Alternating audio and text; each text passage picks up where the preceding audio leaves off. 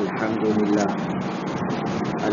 لله نحمده ونستعينه ونستغفره ونؤمن به ونتوكل عليه ونعوذ بالله من شرور أنفسنا ومن سيئات أعمالنا من يهده الله فلا مضل له ومن يضلله فلا هادي له ونشهد أن لا إله إلا الله وحده لا شريك له ونشهد أن سيدنا ومولانا محمدا عبده ورسوله أما بعد فأعوذ بالله من الشيطان الرجيم بسم الله الرحمن الرحيم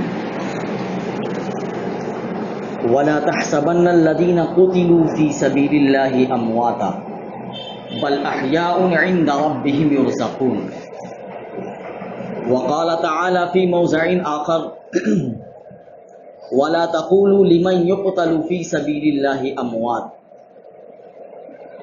بل أحياء ولكن لا يشعرون قال النبي صلى الله عليه وسلم لوددت أن أقتل في سبيل الله ثم أحيا ثم أقتل ثم أحيا ثم أقتل أو كما قال عليه الصلاة والسلام صدق الله المولانا العظيم وصدق رسوله النبي الكريم ونحن على ذلك لمن الشاهدين والشاكرين والحمد لله رب العالمين.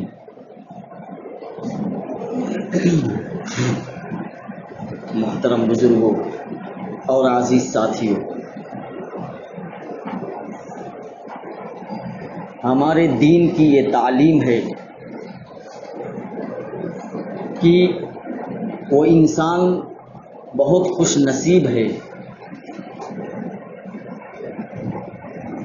جس نے اپنی جان کو اور اپنی مال کو اللہ کے حکموں کے مطابق استعمال کیا.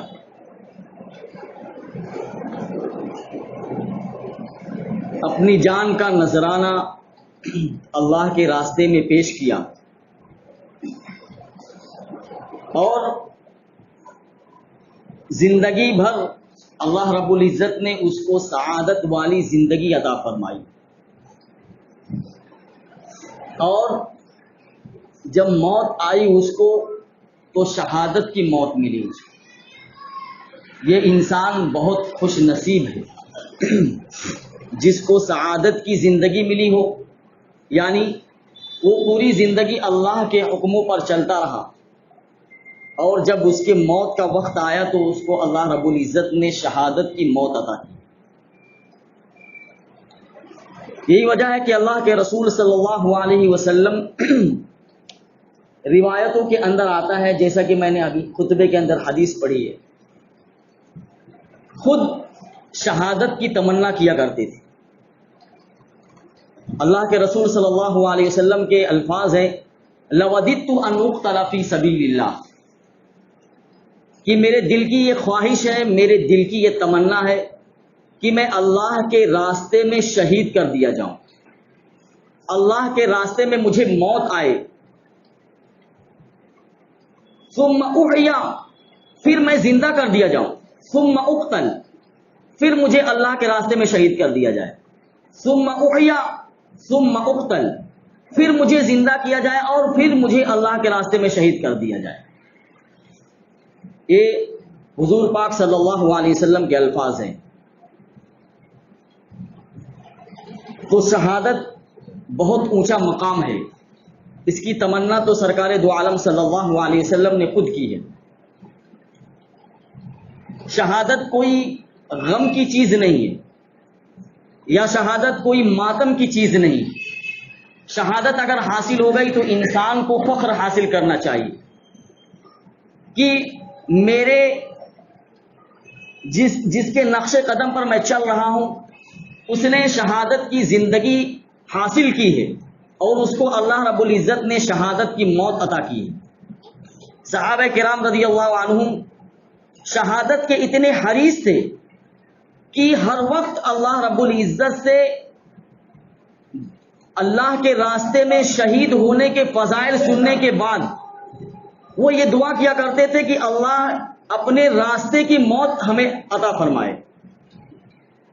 حضرت فاروق اعظم رضی اللہ تعالی عنہ جو جلیل القدر صحابی ہیں اور خلفائے راشدین میں سے ہیں، اور ان کا مقام و مرتبہ بہت بلند ہے۔ فاروق اعظم رضی اللہ تعالی عنہ کی شخصیت کوئی معمولی شخصیت نہیں ہے۔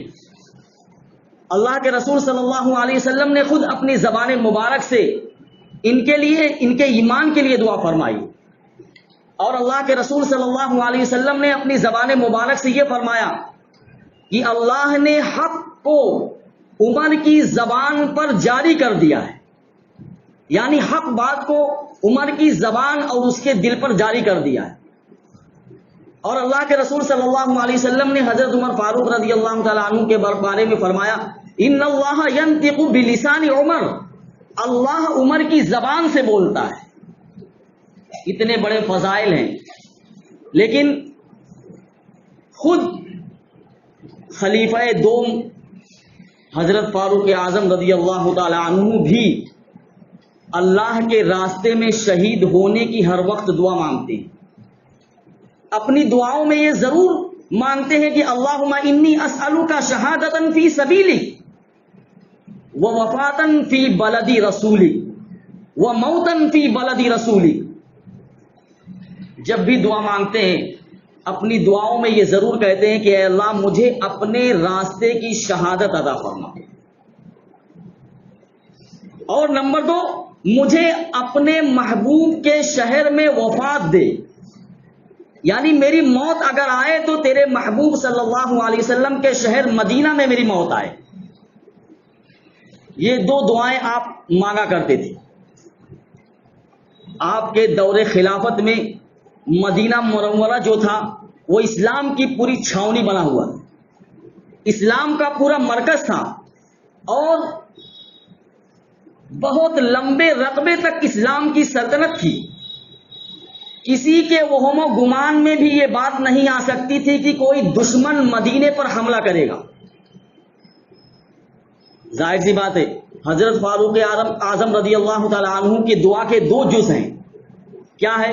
پہلا جز ہے کہ اے اللہ مجھے اپنے راستے کی شہادت، اپنے راستے میں مجھے موت عطا کر، اور نمبر 2 اپنے محبوب صلی اللہ علیہ وسلم کے شہر یعنی مدینہ میں میری موت آئے۔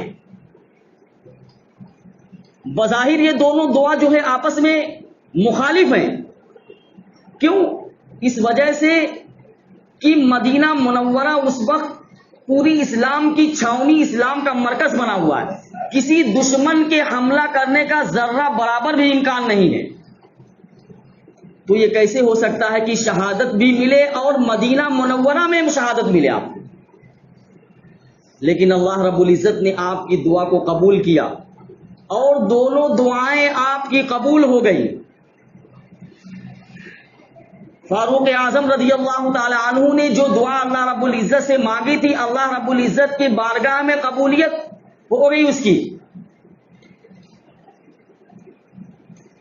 فجر کی نماز میں ابو لولو مجوسی، فیروز ابو لولو مجوسی جو تھا، اس نے فاروق اعظم رضی اللہ تعالی عنہ پر فجر کی نماز میں خنجر سے حملہ کر کے شہید کر دیا۔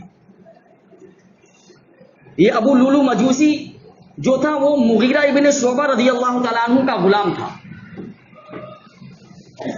اور فاروق اعظم رضی اللہ تعالی عنہ کا یہ اصول تھا کہ مدینہ منورہ میں کسی بالغ کافر کو رہنے کی اجازت نہیں تھی۔ کوئی بھی بالغ کافر مدینہ منورہ میں نہیں رہ سکتا تھا۔ لیکن یہ فیروز ابو لولو مجوسی جو تھا یہ کافر ہے، مجوسی ہے۔ مغیرہ ابن شعبہ رضی اللہ تعالی عنہ کی درخواست پر عمر فاروق رضی اللہ تعالی عنہ نے اس کو مدینے میں رہنے کی اجازت دے دی تھی۔ مغیرہ ابن شعبہ رضی اللہ تعالیٰ عنہ نے کہا کہ امیر المومنین یہ بہت ماہر شخص ہے، اس کے اندر بہت مہارت ہے، یہ بہت سی چیزوں کو بنانا جانتا ہے، اس کے اندر نقاشی بھی ہے، نجاری بھی ہے، اور یہ قسم قسم کی نقش و نگار کی چیزیں جو ہے بناتا ہے. آپ اس کے فن کو دیکھیں گے تو خود تعجب کرنے لگیں گے. لہذا اس کی فنکاری کو دیکھتے ہوئے مغیرہ ابن شعبہ رضی اللہ تعالیٰ عنہ کی درخواست پر عمر فاروق رضی اللہ تعالیٰ عنہ نے اس کو رہنے کی مدینے میں اجازت دے دی تھی. لیکن ایک مرتبہ یہی ابو لولو مجوسی فاروق اعظم رضی اللہ تعالیٰ عنہ کے پاس پہنچا اور اس نے کہا کہ میرا آقا جو ہے، مغیرہ ابن شعبہ کے بارے میں کہا، چونکہ انہی کا غلام تھا، کہا کہ میرا آقا مجھ سے بہت زیادہ ٹیکس وصول کرتا ہے، آپ ان سے کہہ کر کچھ ٹیکس کم کروا دیجیے. فاروق اعظم رضی اللہ تعالیٰ عنہ نے کہا کتنا ٹیکس دیتے ہو، تم کتنا محصول ادا کرتے ہو اپنے آقا کو؟ کہا 2 درہم ادا کرتا ہوں. کہا تمہارے اندر کیا کیا فن ہے؟ تو اس نے بتایا کہ میرے اندر نقاشی بھی ہے، نجاری بھی ہے، میں بہت سارے فن کو جانتا ہوں. کہا تمہارے فن کو دیکھتے ہوئے جو تمہارے آقا نے تمہارے اوپر ٹیکس مقرر کیا ہے وہ زائد نہیں ہے بلکہ کم ہی ہے وہ، اس لیے میں تمہارے آقا کو مجبور نہیں کر سکتا ہوں. جب فاروق اعظم رضی اللہ تعالیٰ عنہ نے یہ جواب دیا تو وہ فاروق اعظم رضی اللہ تعالیٰ عنہ سے حسد اور دل میں جلتا ہوا وہاں سے واپس ہو گیا، حسد رکھتے ہوئے. اور وہ سوچ رہا تھا کہ میری بات انہوں نے نہیں سنی، اس وجہ سے اس کے دل میں فاروق اعظم رضی اللہ تعالیٰ عنہ کے خلاف دشمنی پیدا ہو گئی، اور اس نے دل میں ارادہ کیا کہ میں ان کو ضرور قتل کروں گا، یعنی شہید کروں گا. فاروق اعظم رضی اللہ تعالیٰ عنہ نے ایک دن ابو لولو مجوسی کو بلایا اور کہا کہ میں نے سنا ہے کہ تم بہت اچھی پتھر کی چکی بناتے ہو. میرے علم میں بات آئی ہے کہ تم پتھر کی چکی ایسی بناتے ہو جو ہوا کے زور سے چلتی ہو. میں تم سے درخواست کرتا ہوں کہ میرے لیے بھی ایک چکی ویسے ہی بنا کر دو. ابو لولو مجوسی نے کہا آپ نے ٹھیک سنا ہے، میں پتھر کی چکی بہت اچھی بناتا ہوں، اور آپ نے مجھ سے جو درخواست کی ہے پتھر کی چکی بنانے کی، میں تو آپ کے لیے ایسی چکی بناؤں گا کہ جس کی تعریف جو ہے مشرق و مغرب تک پھیل جائے گی. یعنی میں آپ کو ایسی چکی بنا کر دوں گا کہ وہ چکی کی تعریف جو ہے مشرق سے لے کر مغرب تک اس کی تعریف ہوتی رہے گی. سمجھ رہے ہیں آپ؟ قتل کی دھمکی دے رہا ہے، یہ اشاروں میں قتل کی دھمکی دے رہا ہے مغیرہ ابن شعبہ کا غلام ابو لولو مجوسی. فاروق اعظم رضی اللہ تعالیٰ عنہ کا قتل کوئی معمولی قتل نہیں ہوگا. اگر فاروق اعظم رضی اللہ تعالیٰ عنہ شہید کر دیے گئے یا قتل کر دیے گئے کہ اس کی شہرت مشرق و مغرب تک مشہور ہو جائے گی، مشرق و مغرب تک پھیل جائے گی، کیونکہ امیر المومنین ہے، خلیفۃ المسلمین ہے وہ. جب وہ چلا گیا تو فاروق اعظم رضی اللہ تعالیٰ عنہ نے اپنی بصیرت سے بھانپ لیا تھا کہ اس نے مجھے قتل کی دھمکی دی ہے. اپنے ساتھیوں سے کہا کہ اس غلام نے مجھے قتل کی دھمکی دی ہے. اور آخر وہی ہوا جو عمر فاروق رضی اللہ تعالیٰ عنہ نے کہا تھا. ابو لولو مجوسی فجر کی نماز میں اپنے ازار کے اندر خنجر کو چھپا کر زہر میں بجھا کر لائے ہوئے خنجر کو چھپا کر مسلمانوں کی صفوں میں کھڑا ہو گیا. فجر کی نماز پڑھانے کے لیے امیر المومنین عمر فاروق رضی اللہ تعالیٰ عنہ جیسے ہی مصلی پر آئے، صفوں کو درست کرانے کے بعد آپ نے جیسے ہی نماز شروع کی، ابو لولو مجوسی نے فوراً ان پر حملہ کر دیا. خنجر سے 6 وار کر دیے. ایک وار تو آپ کے ناف کے قریب لگ گیا، پیٹ میں لگا اور پیٹ پھٹ گیا، فوراً مصلی پر گر پڑے. لیکن اس حالت میں بھی عمر فاروق رضی اللہ تعالی عنہ نے نماز مکمل کرانے کے لیے جو سب میں عبد الرحمن بن عوف رضی اللہ تعالیٰ عنہ صحابی تھے ان کو پکڑ کر آگے کر دیا، اشارے سے اشارہ کیا اور کہا کہ آپ نماز مکمل کرائیے. اس کے بعد نماز مکمل ہوئی، عمر فاروق رضی اللہ تعالیٰ عنہ کو ان کے گھر پہنچایا گیا. طبیب مدینے کے جو تھے، ڈاکٹر، حکیم، وہ سب بلائے گئے انہوں نے عمر فاروق رضی اللہ تعالیٰ عنہ کو جیسے ہی دوا پلائی تو پیٹ کے راستے سے باہر آ گئی. ذی الحجہ کی آخری تاریخوں میں حملہ کیا گیا اور یکم محرم الحرام کو عمر فاروق رضی اللہ تعالیٰ عنہ کی شہادت ہوئی ہے. جب شہادت کا وقت قریب آیا، جب طبیبوں نے ان کو دوا پلایا تو دوا پیٹ سے باہر آ گئی. عمر فاروق رضی اللہ تعالیٰ عنہ کو طبیبوں نے کہہ دیا کہ اب ان کی موت کا وقت قریب آ گیا ہے، اب ان کا بچنا مشکل ہے. فاروق اعظم رضی اللہ تعالیٰ عنہ نے جب محسوس کر لیا کہ میرا انتقال یقینی ہے تو اپنے بیٹے عبداللہ ابن عمر کو بلایا اور کہا کہ جا کر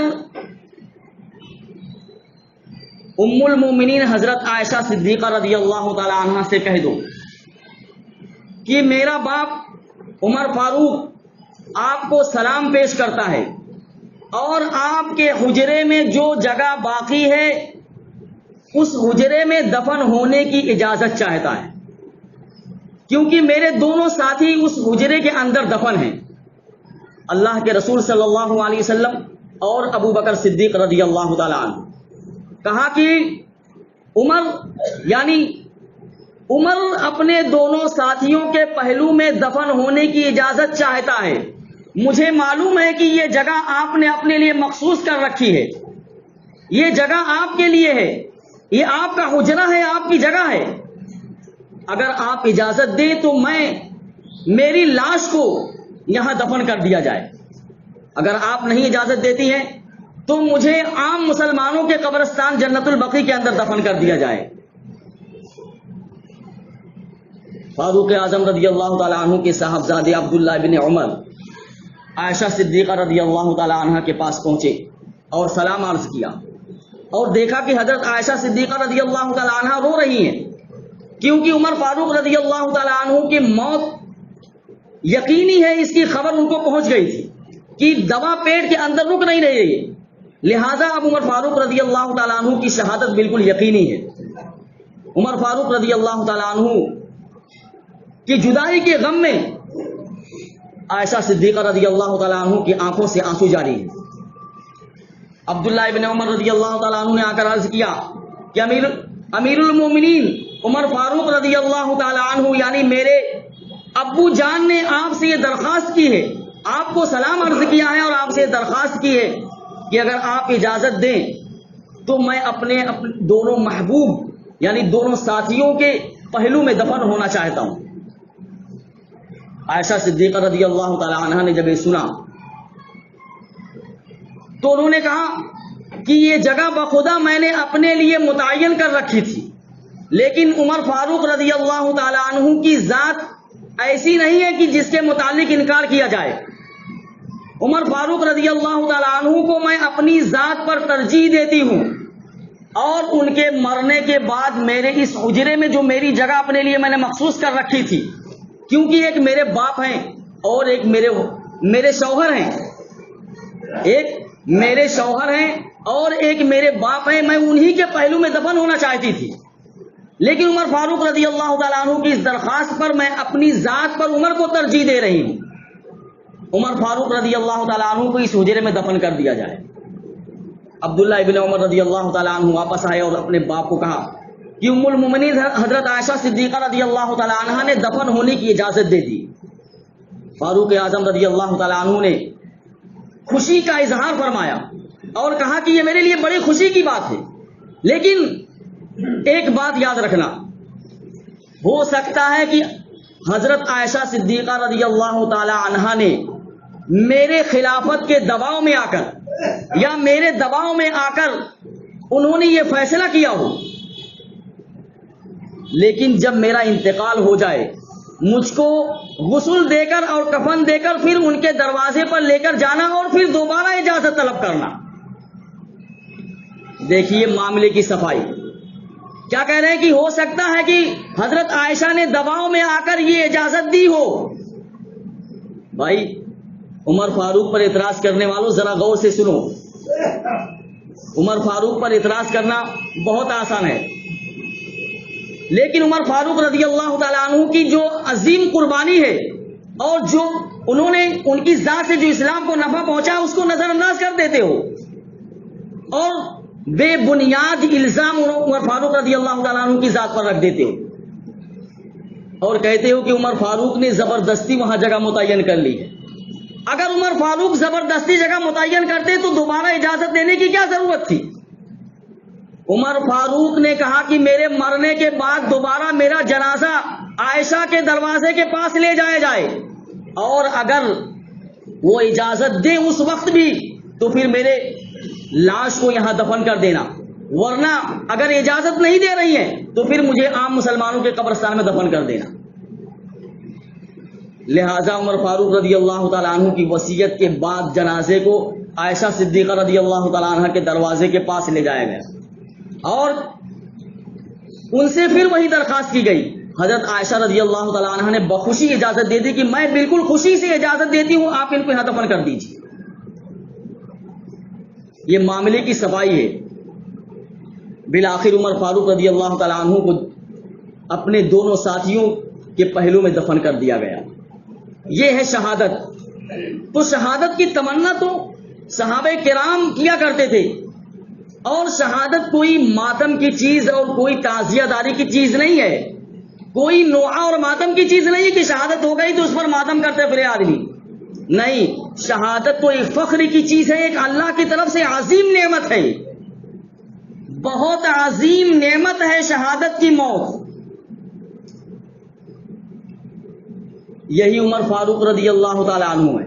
صحابہ کرام شہادت کے اتنے متمنی ہیں کہ عمر فاروق رضی اللہ تعالیٰ عنہ کے دور خلافت میں ایک لشکر کو عمر فاروق رضی اللہ تعالیٰ عنہ نے روانہ کیا. اس کے امیر تھے عبداللہ ابن حذافہ سلمی رضی اللہ تعالیٰ عنہ، صحابی رضی اللہ تعالیٰ عنہ. اتفاق سے وہ قافلہ جو لشکر گیا ہوا تھا، عیسائیوں نے ان سارے لشکر کو گرفتار کر لیا. عبداللہ ابن حذافہ رضی اللہ تعالیٰ عنہ کو بھی گرفتار کر لیا.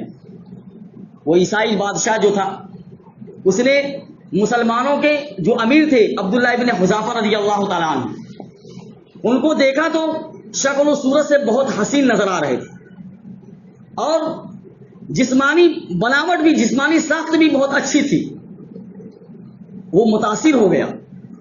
عیسائی بادشاہ عبداللہ ابن حذافہ کے جسم کو دیکھ کر، ان کی خوبصورتی کو دیکھ کر متاثر ہو گیا اور اس نے درخواست کی کہ میں تم کو ایک شرط پر چھوڑ سکتا ہوں، رہا کر سکتا ہوں کہ تم عیسائی مذہب کو قبول کر لو. عبداللہ ابن حذافہ رضی اللہ تعالیٰ عنہ نے کہا کہ نہیں، میں ایمان کے بدلے میں کفر کو نہیں اختیار کر سکتا ہوں.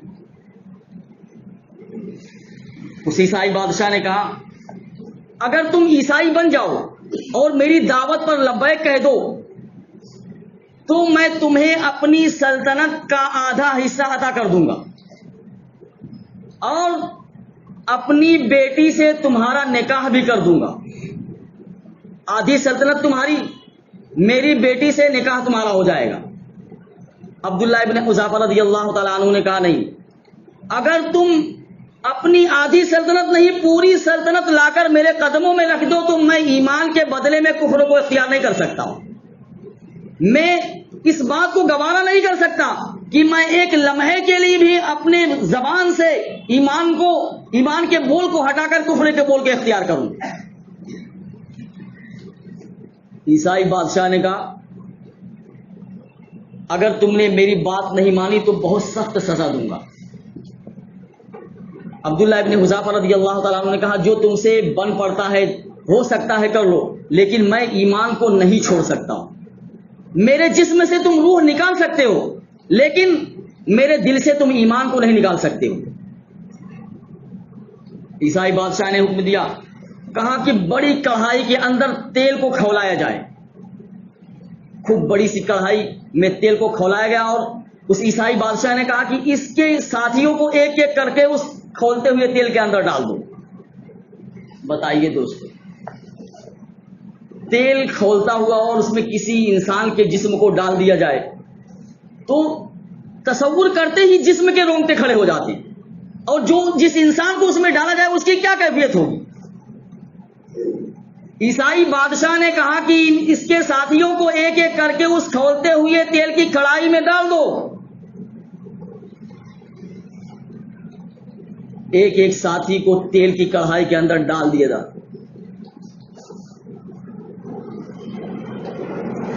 جیسے ہی جسم تیل کی کڑھائی کے اندر جاتا تھا گوشت ہڈی الگ. ظاہر سی بات آپ خود ہی محسوس کر لیجیے. اگر کھولتے ہوئے تیل کی کڑھائی میں کسی انسان کے جسم کو ڈالا جائے تو کتنے سیکنڈ تک اس کا گوشت اور ہڈی ایک ساتھ رہے گا. اور عبداللہ ابن حذافہ سے کہا کہ یہ منظر اپنی آنکھوں سے دیکھو. عبداللہ ابن حذافہ رضی اللہ تعالیٰ عنہ یہ منظر اپنی آنکھوں سے دیکھ رہے ہیں. اس کے بعد عیسائی بادشاہ نے کہا اب تو اپنے ارادے کو بدل دو. دیکھ رہے ہو میں تمہارے ساتھیوں کو کس طریقے سے سزا دے رہا ہوں. اگر تم نے میری بات کو نہیں مانا اور میری دعوت پر تم نے لبیک نہیں کہا, عیسائی مذہب کو نہیں قبول کیا, تو تمہارا بھی تمہارے ساتھیوں جیسا ہی حشر ہوگا. عبداللہ ابن حذافہ رضی اللہ تعالیٰ عنہ نے کہا کہ میں نے کہہ دیا کہ میں ایمان کو کسی بھی قیمت پر نہیں چھوڑ سکتا ہوں. بادشاہ نے کہا اس کو بھی لے جا کر ڈال دو, تیل کی کڑھائی میں لے جا کر اس کو بھی ڈال دو. سپاہی آئے اور عبداللہ ابن حذافہ رضی اللہ تعالیٰ عنہ کو لے جا کر تیل کی کڑھائی کے پاس کھڑا کر دیا. عیسائی بادشاہ نے دیکھا کہ عبداللہ ابن حذافہ رضی اللہ تعالیٰ عنہ کی آنکھوں سے آنسو بہ رہے ہیں. اس نے سوچا کہ لگتا ہے کہ موت کے ڈر سے رو رہا ہے, موت کا خوف اس کے دل پر طاری ہے, اس وجہ سے اس کی آنکھوں سے آنسو بہ رہے ہیں.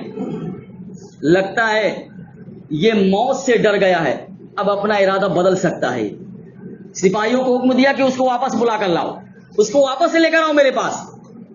عبداللہ ابن حذافہ رضی اللہ تعالیٰ عنہ کو عیسائی بادشاہ کے سامنے پیش کیا گیا اور کہا کیوں موت کے ڈر سے تمہاری آنکھوں سے آنسو نکل گئے؟ جب تمہارے ساتھیوں کو موت آ رہی تھی تو تم کو محسوس نہیں ہو رہا تھا, اور جب تم اپنی موت کو اپنی آنکھوں کے سامنے دیکھ رہے ہو, محسوس کر رہے ہو, تو تمہارے آنکھوں سے آنسو جاری ہو رہے ہیں. یہ موت کا اتنا خطرناک ڈر ہے کہ تمہارے آنکھوں سے آنسو جاری اس بات کا پتہ دے رہی ہے کہ تم اپنے ارادے کو بدل چکے ہو. عبداللہ ابن حذافہ رضی اللہ تعالیٰ عنہ نے کہا بادشاہ تم غلط فہمی میں مبتلا ہو, تمہارے دل میں غلط خیال آ گیا ہے, تم غلط سمجھ رہے ہو. ارے میں موت کے ڈر سے نہیں رو رہا ہوں, تمہارے دل میں جو یہ خیال ہے کہ میں موت کو اپنی آنکھوں کے سامنے دیکھ رہا ہوں, اس وجہ سے میرے آنکھوں سے آنسو بہ رہے ہیں, نہیں. ارے میں تو اس وجہ سے رو رہا ہوں کہ اللہ رب العزت نے مجھے ایک ہی جان عطا کی ہے. ابھی تم مجھے تیل کی کڑھائی میں ڈالو گے اور چند سیکنڈ کے اندر میری روح نکل جائے گی, میری جان جو ہے میرے جسم سے نکل جائے گی. میں تو یہ تمنا کرتا ہوں, میں اس بات پر رو رہا ہوں کہ اللہ رب العزت میرے جسم کے اوپر جتنے بال ہیں اتنی جان مجھے دیتا, اور ایک ایک کر کے تم مجھ کو تیل میں ڈالتے جاتے اور ایک ایک جان میرے جسم سے نکلتی جاتی. میں تو اس وجہ سے رو رہا ہوں کہ ایک ہی جان ہے, ابھی قربانی پیش کر دوں گا اور ختم ہو جائے گی. ارے میرے جسم کے جتنے بال ہیں اس بال کے بدلے میں اللہ رب العزت مجھے جان عطا کرے تو میں ایک ایک جان کو اللہ کے راستے میں قربان کر دوں. جب بادشاہ نے یہ جواب سنا تو بہت متاثر ہوا, کہا بہت بہادر معلوم ہوتے ہو. کہا میں تم کو ایک شرط پر چھوڑ سکتا ہوں, تمہارے جواب نے مجھ کو میرے دل کو متاثر کر دیا ہے. تم اتنے جری اور بہادر انسان ہو کہ اپنے ایمان کو نہیں چھوڑ رہے ہو, موت کو اپنے سامنے دیکھ رہے ہو, پھر بھی تم میری پیشانی پر بوسہ لے لو, میں تم کو رہا کر دوں گا. عبداللہ ابن حذافہ رضی اللہ تعالیٰ عنہ نے کہا میں ایک شرط پر تمہاری پیشانی کا بوسہ لے سکتا ہوں, تم یہ وعدہ کرو کہ میرے اور ساتھیوں کو تم رہا کر دو گے. عیسائی بادشاہ نے کہا وعدہ ہے, میں تمہارے سارے ساتھیوں کو رہا کر دوں گا. عبداللہ ابن حذافہ رضی اللہ تعالیٰ عنہ نے عیسائی بادشاہ کی پیشانی پر بوسہ دیا اور اپنے ساتھیوں کو رہا کرا کر مدینہ منورہ لے آئے. اور فاروق اعظم رضی اللہ تعالیٰ عنہ کے دربار میں پہنچ کر سارا واقعہ بیان کر دیا. فاروق اعظم رضی اللہ تعالیٰ عنہ اپنی جگہ سے اٹھ گئے اور کہا کہ عبداللہ ابن حذافہ رضی اللہ تعالیٰ عنہ نے اپنے ساتھیوں کی جان کی حفاظت کی ہے. اس عیسائی بادشاہ کے پیشانی کو چوم کر تم سب پر لازم ہے تم عبداللہ ابن حذافہ کے پیشانی کو بوسہ دو. اور سب سے پہلے میں ابتدا کرتا ہوں عبداللہ ابن حذافہ کی پیشانی کو بوسہ دینے کے لیے. عمر بن خطاب رضی اللہ تعالیٰ عنہ آگے بڑھے اور عبداللہ ابن حذافہ کی پیشانی کو چوم لیا. تو یہ صحابہ کرام، موت آنکھوں کے سامنے ہے لیکن موت سے کوئی ڈر نہیں ہے. اللہ کے راستے میں شہادت چاہتے ہیں کہ کسی بھی طریقے سے اللہ کے راستے میں موت آ جائے. خالد بن ولید کے بارے میں مشہور ہے، کتابوں کے اندر ان کی سیرت کے اندر لکھا ہوا ہے کہ وہ جب جنگ کے اندر جاتے تھے تو ایسی ایسی جگہوں پر جاتے تھے جہاں یہ امکان ہوتا تھا کہ یہاں مجھ کو شہادت حاصل ہو جائے گی یقینی طور پر. جہاں کافروں کا مجمع ہوتا تھا، جہاں دشمن مقابلے کا زیادہ امکان ہوتا تھا، اسی جگہ پہ جاتے تھے. لیکن اللہ رب العزت نے ان کو شہادت کی موت نہیں دی. اللہ رب العزت نے ان کو طبعی موت یعنی بستر مرگ پر ان کو موت آئی. اور خالد بن ولید کا جب انتقال ہونے لگا تو انہوں نے کہا کہ میرے جسم کا کوئی حصہ ایسا نہیں ہے جہاں تیر، تلوار اور نیزے کے زخم نہ ہو. میں ہمیشہ یہ تمنا کرتا رہا کہ اللہ کے راستے میں مجھے موت آ جائے، لیکن اتنے زخم لگنے کے باوجود بھی مجھے اللہ کے راستے میں موت نہیں آئی. تم موت کے ڈر سے، موت کے خوف سے اللہ کے راستے میں جہاد کرنے سے مت رکنا، کبھی بھی بزدلی مت دکھانا. کیونکہ اگر موت بستر پر لکھی ہوگی تو بستر پر آئے گی، اور میدان جہاد میں لکھی ہوگی تو میدان جہاد میں آئے گی. اور جب بادشاہ کو خط روانہ کرتے تھے یا جب مقابلے کے لیے جاتے تھے تو بادشاہ کو یہ پیغام پہنچاتے تھے کہ جس طریقے سے تمہیں شراب محبوب ہے، جس طریقے سے تم شراب کو اپنا محبوب سمجھتے ہو، اس طریقے سے ہم اللہ کے راستے میں موت کو محبوب سمجھتے ہیں. جس طریقے سے تمہیں شراب پسندیدہ ہے ایسے ہی اللہ کے راستے میں ہمیں موت پسندیدہ ہے. اللہ کے رسول صلی اللہ علیہ وسلم نے ان کے بارے میں فرمایا تھا سیف من سیوف اللہ، یہ اللہ کی تلوار میں سے ایک تلوار ہے. اللہ کے راستے میں اتنا جہاد کرنے کے باوجود بھی خالد بن ولید کو شہادت نہیں ملی. اس کی وجہ کیا ہے؟ اس کی وجہ علماء نے یہ لکھی ہے کہ اللہ کے رسول صلی اللہ علیہ وسلم نے جب اپنے زبان مبارک سے ان کو یہ تمغہ، یہ انعام دے دیا کہ یہ سیف من سیوف اللہ ہے، اللہ کی تلوار میں سے ایک تلوار ہے، اگر ان کو میدان جہاد میں شہادت حاصل ہو جاتی تو لوگوں میں یہ خبر یہ مشہور ہو جاتی کہ اللہ کی تلوار ٹوٹ گئی، اور اللہ کی تلوار ٹوٹا نہیں کرتی. جب ان کو یہ اعزاز ملا ہے کہ یہ اللہ کی تلوار ہے تو اللہ کی تلوار کبھی نہیں ٹوٹتی ہے، چاہے وہ میدان جہاد میں ہو، چاہے دشمنوں کے نلدے میں ہو، کہیں بھی ہو، اللہ کی تلوار کبھی بھی نہیں ٹوٹے گی. اس لیے میدان جہاد میں ان کو کوئی بھی شہید نہیں کر سکا. تو دوستو، شہادت اسی محرم الحرام کے مہینے میں بھی بتایا کہ حسین رضی اللہ تعالیٰ عنہ کی شہادت ہوئی. کوئی ماتم کی چیز تھوڑی نہ ہے. ارے آج دنیا میں تو شہادت حسین کے نام پر پتہ نہیں کیا کیا خرافات پال لیے گئے. شہادت فخر کی چیز ہے. شہادت کوئی ماتم اور نوحہ کرنے کی چیز نہیں ہے. شہادت اگر حاصل ہو گئی تو ہمارے لیے فخر کی چیز ہے کہ ہمارے آبا و اجداد اور ہمارے بڑوں نے شہادت کی زندگی حاصل کی ہے. اس لیے یہ سمجھنا کہ قتل حسین یا شہادت حسین یہ بہت بڑا، یقیناً بہت بڑا غمناک اور المناک واقعہ ہے، لیکن اس سے جو ہے کوئی یہ ثابت تھوڑی نہ ہوتا ہے کہ یہ شہادت ہو گئی تو اب ان کے اوپر ماتم کیا جائے. نہیں، بلکہ شہادت اس بات کی طرف اشارہ کر رہی ہے کہ آپ اس پر فخر کیجئے، آپ اس کو فخر سے بیان کیجئے کہ اہل بیت نے اللہ کے دین کے کلمے کو بلند کرنے کے لیے اپنے پورے خاندان کو اللہ کے راستے میں قربان کر دیا. حضرت حسین رضی اللہ تعالیٰ عنہ نے اپنے پورے خاندان کو اللہ کے راستے میں شہید کروا دیا. لیکن حضرت حسین رضی اللہ تعالیٰ عنہ نے باطل کے سامنے اپنے گھٹنے کو نہیں ٹیکا. باطل کے سامنے حضرت حسین رضی اللہ تعالیٰ عنہ نے اپنے سر کو خم نہیں کیا. اور یہی مسلمان کو ہونا چاہیے کہ باطل کے سامنے کبھی بھی اپنے سر کو خم نہیں کرنا چاہیے. اگر جان جا رہی ہے تو جانے دیجئے, اگر مال جا رہا ہے تو مال جانے دیجئے, لیکن باطل کے سامنے کبھی بھی اپنے پیشانی کو مت جھکائیے. حضرت حسین رضی اللہ تعالیٰ عنہ کے سر مبارک کو جب عبید اللہ بن زیاد کے سامنے پیش کیا گیا, سر کو کاٹ کر پہلے تو نیزوں کے اوپر رکھا گیا اور بازاروں کے اندر گھمایا گیا. بہت دردناک طریقے سے قتل عام ہوا, شہید کیا گیا ہی خاندان رسول صلی اللہ علیہ وسلم کو. جب حسین رضی اللہ تعالیٰ عنہ کے سر مبارک کو نیزے پر رکھ کر عبید اللہ بن زیاد کے دربار میں پیش کیا گیا, چونکہ وہ حکمراں تھا وہ, تو اس نے حضرت حسین رضی اللہ تعالیٰ عنہ کے سر مبارک کو جو ہے ایک تشریح کے اندر رکھا.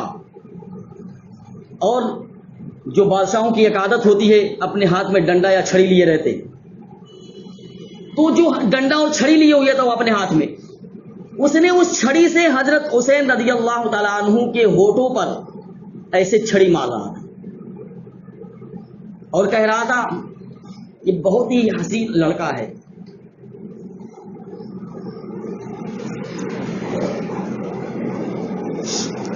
بہت خوبصورت لڑکا ہے, اس نے اپنی موت کو خود دعوت دی ہے.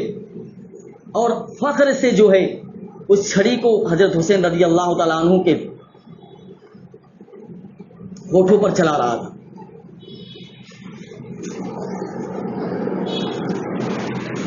دوستو, میدان کربلا کا کوئی واقعہ ایسا نہیں ہے کہ آپ اس کو پڑھیں تو آپ کے آنکھوں سے آنسو نہ جاری ہوں, یا آپ سنیں تو آپ کے آنکھوں سے آنسو نہ جاری ہوں. پورا کربلا کا واقعہ اتنا دردناک اور المناک ہے کہ آپ اس کو پڑھ کر خود آپ کی آنکھوں سے آنسو جاری ہو جائے گا. زید ابن ارقم رضی اللہ تعالیٰ عنہ عبید اللہ ابن زیاد کے دربار میں موجود ہیں. جب عبید اللہ ابن زیاد نے حضرت حسین کے ہونٹوں پر اپنی چھڑی سے ایسے ایسے ہاتھ لگایا, اس نے چھڑی کو حسین کے ہونٹوں پر رکھا, تو زید ابن ارقم رضی اللہ تعالیٰ عنہ صحابی رسول ہیں, تڑپ اٹھے اور فوراً دربار میں کھڑے ہو کر کہا کہ ابن زیاد, ارے تو کیا کر رہا ہے؟ ارے تو ان ہونٹوں پہ چھڑی مار رہا ہے جن ہونٹوں کو اللہ کے رسول صلی اللہ علیہ وسلم بوسہ دیا کرتے تھے. ارے اپنی چھڑی کو ان ہونٹوں سے ہٹا لے. میں نے بارہا اپنی آنکھوں سے دیکھا ہے کہ اللہ کے رسول صلی اللہ علیہ وسلم نے ان ہونٹوں کو اپنے ہونٹوں سے بوسہ دیا ہے. اتنی دردناک اور اتنی کربناک اور اتنے المناک طریقے سے حضرت حسین رضی اللہ تعالیٰ عنہ کو شہید کیا گیا. لیکن دوستو, شہادت میں نے کہا نا کوئی ماتم کی چیز نہیں ہے, اس لیے شہادت پر ماتم نہیں ہونا چاہیے. آج حضرت حسین کے نام پر نوجوان جو ہے ہمارے موسیقی بجا رہے ہیں, شراب کا دور چل رہا ہے, اور پتہ نہیں ناچ باجے اور گاجے بھی ہو رہے ہیں, اور حضرت حسین کا نام لے کر ماتم بھی کیا جا رہا ہے. یہ تو اسلام کے نام پر ایک بدنما داغ ہے. ہمارے اسلاف نے جو قربانی دی ہے اللہ کے نام پر, یہ تم ان کو بدنام کرنے کی کوشش کر رہے ہو. اسلام نے یہ تعلیم نہیں دی ہے. اگر ہر ایک شہید کا ماتم کیا جائے گا تو آپ پوری تاریخ کھنگال لیجئے, کوئی بھی دن اور کوئی بھی مہینہ ایسا نہیں ہوگا جس میں اسلام کے سپوتوں نے اسلام کے لیے قربانی نہ پیش کی ہو. اس لیے میں آپ سے گزارش کرتا ہوں کہ شہادت حسین کے نام پر جو خرافات ہو رہی ہے اس خرافات کو بند کیجئے, اور یہ محسوس کیجئے کہ واقعتاً حضرت حسین رضی اللہ تعالیٰ عنہ کے خاندان والوں نے باطل کے سامنے اپنے پیشانی کو خم نہیں کیا. اور جب بھی ایسا موقع کبھی آئے گا ہم بھی باطل کے سامنے کبھی بھی اپنی پیشانی کو خم نہیں کریں گے, اور کبھی بھی اپنے سر کو باطل کے سامنے نہیں جھکنے دیں گے. اللہ رب العزت مجھے بھی اور آپ کو عمل کرنے کی توفیق عطا فرمائے. ایک اعلان ہے